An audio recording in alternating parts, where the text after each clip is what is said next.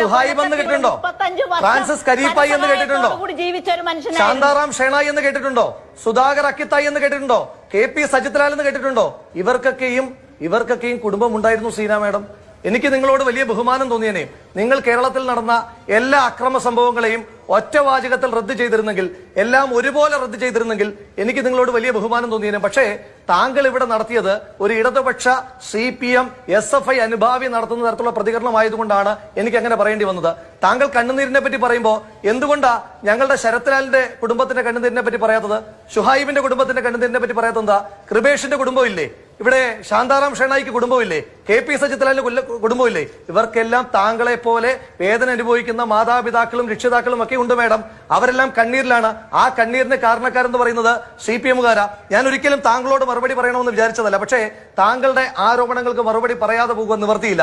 ഇവിടെ താങ്കൾ പറഞ്ഞു ക്യാമ്പസിൽ ഏതെങ്കിലും KSU-കാരൻ കൊല്ലപ്പെട്ടിട്ടുണ്ടോ? ക്യാമ്പസിൽ കൊല്ലപ്പെടുന്നത് മാത്രമാണ്. ചാവക്കാട് വഴിയാണ് വന്നത്. നിങ്ങൾ കൊലപ്പെടുത്തിയ